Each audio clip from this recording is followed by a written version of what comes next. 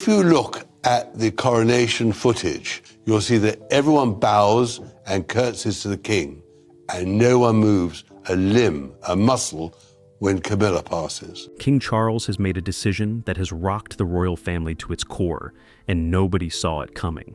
Camilla pleaded, but Charles refused to back down. Now, Catherine is stepping into a role that will change the monarchy forever. What really happened behind those palace doors? And why did Charles finally say enough? Join us as we uncover the truth behind the crown. The coronation snub. No one could explain.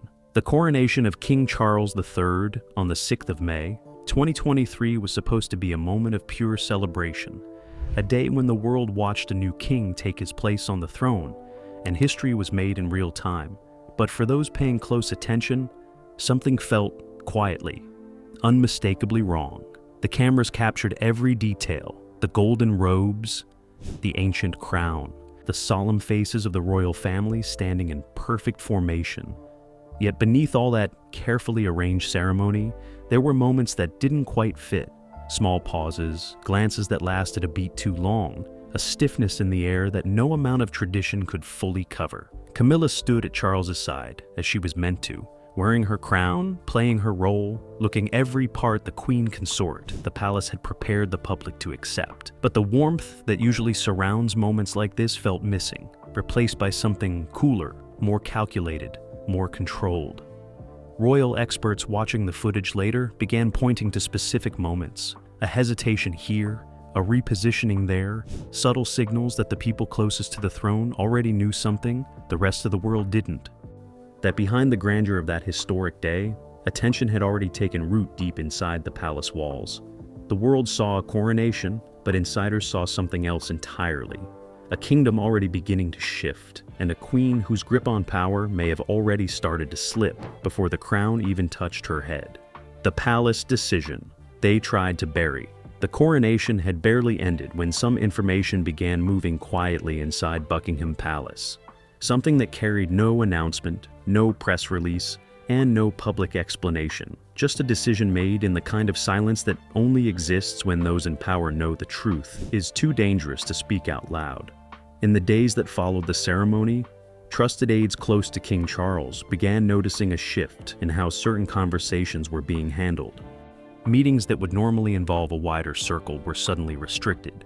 Documents that would typically pass through several hands were being kept to a much smaller group, and the usual flow of information inside the palace began to slow in ways that felt deliberate and calculated. Those on the outside saw nothing unusual. The palace continued its routine appearances, statements were released on schedule, and the royal calendar carried on as expected. But behind that carefully maintained surface, something had changed, and the people closest to the king knew it, even if they couldn't yet name it. Whispers began moving through the inner circle, not accusations, not certainties, but the kind of quiet unease that spreads when people sense that something significant is being kept from them. Itai's staff, who had served the palace for years, began to notice small but telling signs. A change in who was being invited to certain briefings, a cooling in the atmosphere around specific conversations, and a growing sense that decisions were being made that bypassed the usual channels entirely. What made it more unsettling was how clean it all appeared on the surface. There were no arguments spilling into corridors, no raised voices, no obvious signs of conflict, just a controlled and deliberate quietness that felt less like peace and more like a storm being carefully contained behind closed doors. King Charles had always been known for his patience, for his ability to observe and process before acting, but those who understood him well recognized that his silence in this period was not the silence of a man at ease. It was the silence of a man who had already seen something that disturbed him deeply and was choosing his next move with great care. The palace staff continued their duties, the public continued their routines, and the world remained completely unaware that something seismic was already in motion inside one of the most powerful institutions on Earth. A decision had been made, quietly and deliberately, and whatever it was, those who caught even the smallest glimpse of it understood one thing clearly: there would be no going back. Why would the palace risk hiding something this big unless the truth could shake the monarchy itself? The day the crown was taken from Camilla. Of all the things King Charles could have done in response to what was unfolding inside the palace, nobody predicted this. because what he did next wasn't loud. He knew it wasn't public, and it wasn't delivered with any of the ceremony that royal tradition usually demands. It was precise, symbolic, and in many ways, far more powerful than anything he could have said out loud. The crown associated with Camilla, one of the most visible symbols of her position and status as queen, was quietly and deliberately reassigned, and the name now connected to it was Catherine, Princess of Wales, a woman the public already adored, but who had never been placed this close to such a direct symbol of royal authority before. To anyone unfamiliar with how royal symbolism works, this might have seemed like a minor administrative detail, a footnote in the long history of palace tradition, but those who understood the weight that royal symbols carry immediately recognized this for what it was. A clear and deliberate message sent not through words, but through one of the oldest languages the monarchy has ever used, the language of power and position. For centuries, the passing or reassignment of a crown within the royal family had carried enormous meaning. These were not simply decorative objects. They were statements of trust, of succession, of where a monarch's confidence truly resided. And by shifting this particular symbol away from Camilla and toward Catherine, Charles had communicated something that no official statement could have expressed more clearly. Inside the palace, the reaction was immediate even if it remained contained. Those who understood the significance exchanged the kind of looks that don't require words, because everyone present knew that a move like this didn't happen casually. It didn't happen by accident, and it certainly didn't happen without the king having already made up his mind about something far larger than a single symbolic gesture. For Camilla, the implications were deeply personal. This was not simply a reshuffling of ceremonial objects. It was a public signal dressed in private clothing, a sign that her position, which had taken decades to reach and had never been fully embraced by parts of the public, was no longer as secure as it had appeared on Coronation Day when she stood at her husband's side and the world watched her finally take her place as queen. The crown had changed hands, and with it, the entire balance of the royal family felt different. Quietly, but unmistakably tilted in a new direction. It was pointing toward a future that Camilla had not been warned about and may not have seen coming at all. But what could possibly push a king to strip his own queen of such a powerful symbol, and how deep did the reason behind it truly go? Inside the Turleys. Looking back, the signs had always been there, small, easy to dismiss individually, but when placed side by side, they formed a picture that was impossible to ignore, a picture of a plan that had been carefully constructed over time and hidden behind the kind of ordinary appearances that no one thinks to question. Laura Lopes, Camilla's daughter from her first marriage, had begun appearing in spaces she had never previously occupied, not loudly, not in ways that immediately drew attention. Oh, but consistently and with a quiet confidence that suggested these appearances were not accidental. She was turning up at events, being seen in conversations, and gradually moving closer to the kind of influence that lives just beneath the surface of official royal life. Those who track royal movements closely began to notice that her presence was increasing in frequency and in proximity to the kind of gatherings where decisions get shaped before they ever become public. And with each appearance came a growing sense among palace insiders that something was being carefully arranged, that her movement into these spaces was not organic but coordinated, guided by a hand that understood exactly how the system worked. What made this so difficult to challenge early on was how reasonable each individual step appeared. A daughter supporting her mother, a family staying close during a significant period of transition, nothing that could be pointed to directly as inappropriate or alarming on its own. But when those individual steps were viewed as part of a sequence, a pattern emerged that told a very different story. Invitations were extended, access was granted, and a quiet network of relationships began forming around Laura that connected her to people and positions she had no formal standing to be connected to, and all of it moved beneath the level at which the press or the public could see it clearly. Operating in the spaces between official engagements and formal records where influence is built not through titles but through presence and proximity.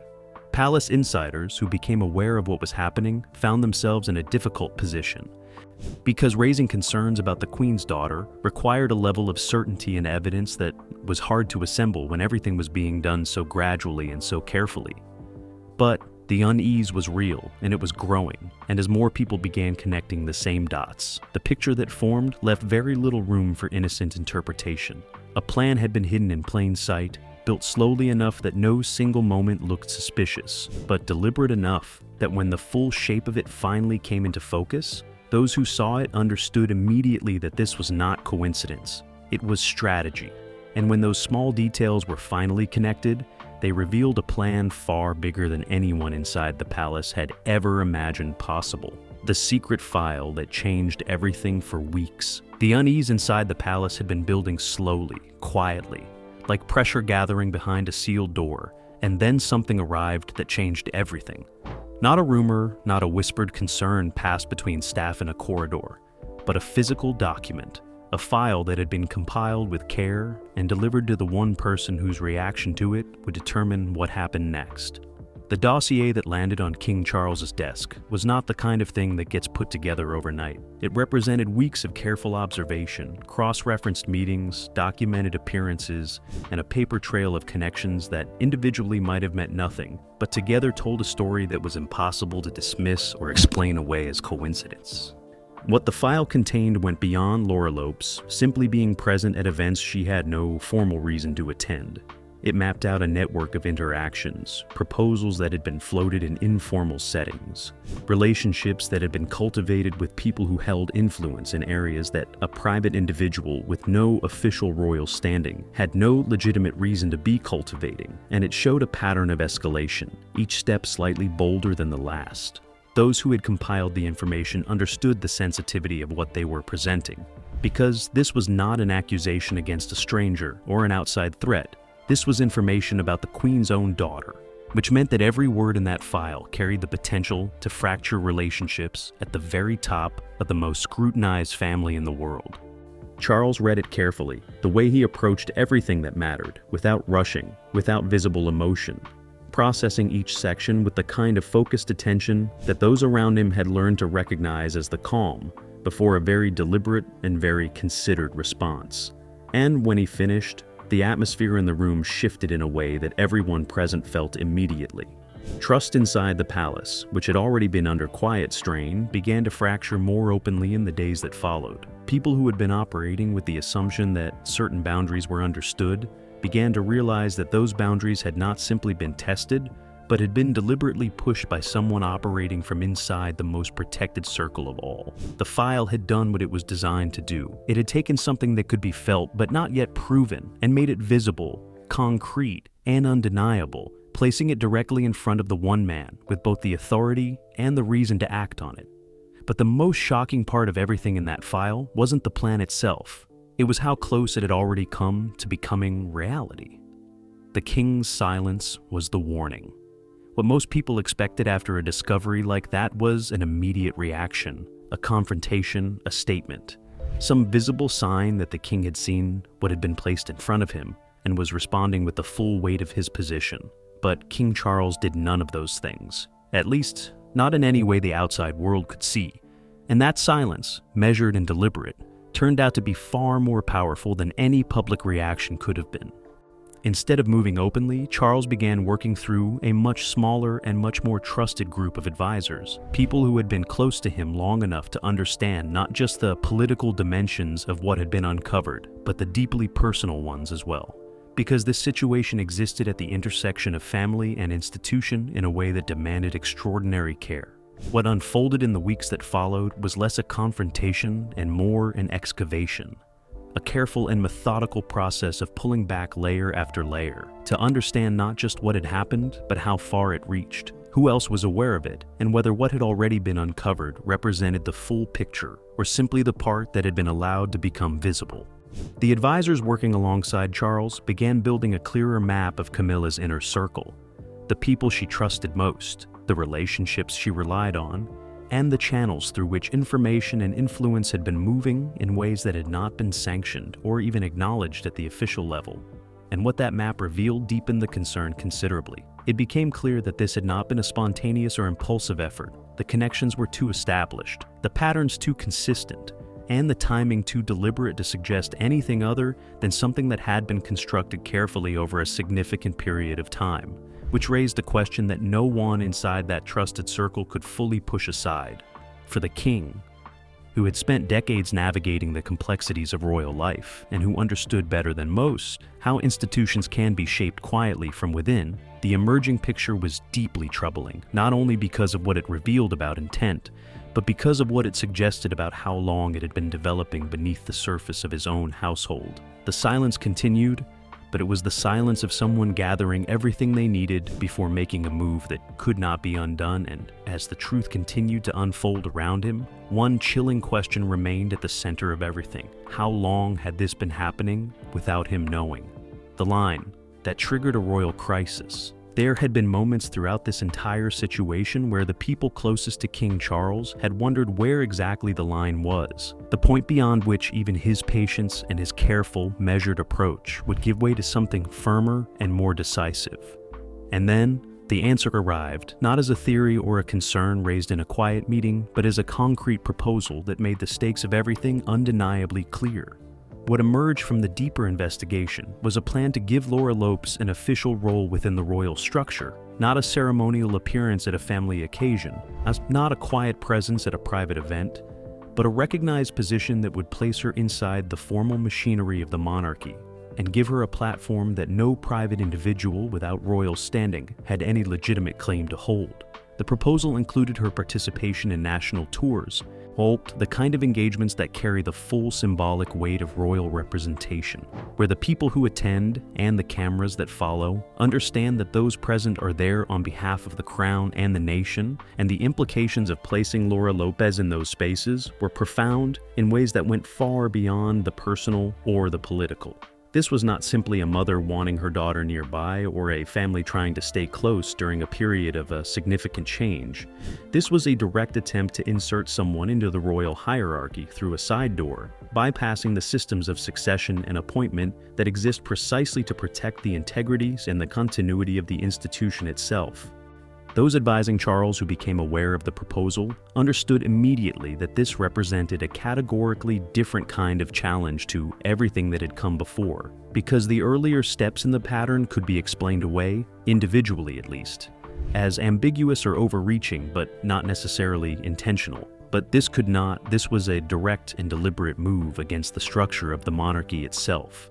The people who had spent their careers protecting that structure, who understood what it meant for the crown to be seen as something governed by principle rather than personal preference, recognized in this proposal the kind of threat that demanded not careful patience but a clear and unambiguous response. For King Charles, is a man who had waited his entire life to take the throne and who understood more deeply than anyone what it meant to protect it. This was the moment that crystallized everything. This was the line, and it had been crossed. At that moment, Charles understood that this wasn't simply betrayal. It was a direct challenge to the future of the monarchy itself. The confrontation that broke the marriage. There are moments in the life of any institution and any marriage where the accumulation of evidence, suspicion, and quiet investigation finally reaches a point where silence is no longer an option. And for King Charles, that moment came behind closed doors, away from cameras, away from staff, away from the carefully managed public face of the monarchy that both he and Camilla had spent years constructing together. What happened in that room was not a spontaneous argument born from emotion. It was a deliberate and prepared confrontation, the kind that only happens when someone has already made up their mind about what they know and has decided that the time for gathering information has ended and the time for direct accountability has begun. And Charles arrived at that moment with everything he needed to make denial impossible. He presented what had been uncovered methodically: the file, the pattern of appearances, the network of relationships, the proposal that had finally made the full scope of what was happening impossible to misread, laying it out not as an accusation driven by anger, but as a body of evidence that spoke for itself. It's the kind of presentation that left very little space for the person on the other side to construct an alternative explanation. Camilla's response, when it came, did not take the shape of a straightforward denial. Instead, she moved towards something that those who understood her well might have anticipated. She framed what had happened not as a calculated attempt to reshape the royal structure, but as the actions of a mother trying to create opportunities for her daughter in a world that had never made space for the people who stood just outside the formal boundaries of royal life. It was a deeply human argument, and in another context, in a different conversation between different people with different stakes. it might have carried genuine weight, but inside the walls of that particular confrontation, with everything that had already been uncovered laid out between them, it landed differently, because the evidence didn't describe a mother's instinct. It described a strategy, and the distinction between those two things was not small. Charles delivered his response in the measured way that had defined his handling of this entire situation from the beginning. There was no theatrical display of anger, no raised voice, no visible collapse of the composure he had maintained through weeks of quiet investigation. Just a cold and absolutely clear statement of where things now stood and what the consequences of what had happened were going to be. The ultimatum that followed left no room for negotiation, no middle ground, no pathway toward a version of events where things continued as they had been, as it was final in the way that only a decision made after long and careful deliberation can be final, and everyone in that room understood it as such. But Camilla's reaction in the moments that followed made one thing unmistakably clear. This wasn't just a disagreement between a husband and a wife, it was a fracture that ran too deep to ever be fully undone. The quiet fall of the queen power, when it begins to leave someone, rarely announces itself with drama or noise. It moves the way water moves through stone, slowly, persistently, and almost invisibly until the day you look up and realize that what was once solid has been worn away entirely. And that was precisely how it happened with Camilla in the weeks and months that followed the confrontation that had changed everything between her and the king. While all the first signs were small enough that someone not paying close attention might have missed them entirely. An invitation that didn't arrive, a briefing she would previously have been included in, that proceeded without her, a meeting between Charles and his senior advisors where her presence once assumed was no longer extended, and each of these absences on its own meant little, but together they formed a pattern that those inside the palace recognized immediately for what it was. Her access to the crown, the symbol whose quiet reassignment had been one of the earliest signals that something had fundamentally shifted, was formalized in its removal, and with that formalization came a clarity about her position that no amount of official language could soften. She remained queen in title, but the weight and the reach that title had once carried inside the actual working structure of the palace had diminished in ways that were real and consequential. The people who had surrounded her, who had built their own proximity to power partly through their closeness to her, began making the kinds of calculations that people in those positions always make when they sense that the ground beneath them is shifting, and one by one, quietly and without public declaration, they began repositioning themselves, finding reasons to be less available, less visible in her company, less connected to a circle whose influence was visibly contracting. For Camilla, a woman who had navigated decades of public hostility, tabloid cruelty, and the complex emotional landscape of loving a man whose life belonged first to duty and then to everything else. This particular kind of loss carried a weight that was different from anything she had faced before, because this time, the distance wasn't coming from the public or the press, it was coming from inside the house. She had finally, after so many years, been allowed to call her own. The palace continued to function around her. The schedules were maintained, the appearances were kept, and the official narrative remained intact for the eyes of the world, looking in from the outside. But inside, in the spaces where real power lives and real decisions are made, her presence had become quieter, smaller, and increasingly peripheral to the center of everything. Yet even in that silence, even as the distance between her and the heart of the monarchy grew wider with each passing week, one question continued to move through the corridors of the palace like a current beneath still water. Was this truly the end of Camilla's story? Or was it simply the beginning of something none of them had yet seen coming? The secret ceremony that changed the monarchy forever. It happened before most of the world had woken up, in the kind of early morning stillness that belongs only to people who carry the weight of decisions that cannot be made in daylight, in front of cameras, or inside the noise of a world that would have strong opinions about every detail of what was taking place. And in that stillness, quietly and with a gravity that everyone present felt deeply, the future of the British monarchy was decided. The private transfer of the crown to Catherine carried none of the elaborate pageantry that public royal moments demand. There were no crowds, no broadcasters, no carefully rehearsed procession, just a small and deliberate gathering of people who understood exactly what was happening and why. And that simplicity made it feel more significant, not less. because the absence of performance gave the moment a weight that ceremony alone could never manufacture. For Catherine, who had spent years building her place within the royal family with quiet discipline and consistent dedication, this was not a moment she had chased or campaigned for. It was one that had moved toward her because the institution had looked at everything unfolding around it and determined, clearly and without hesitation, where its future most safely and most confidently belonged.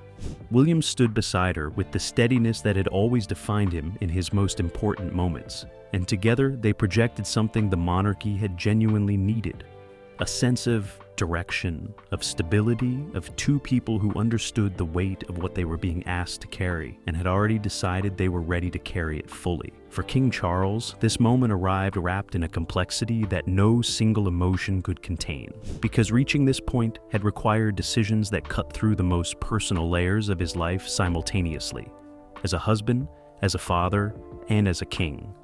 And he had made each of those decisions not because they were easy, but because the crown had always required exactly that kind of sacrifice from the people entrusted to wear it. The institution had protected itself, as it had done through centuries of difficulty, by making the hardest choice available to it when the moment demanded nothing less.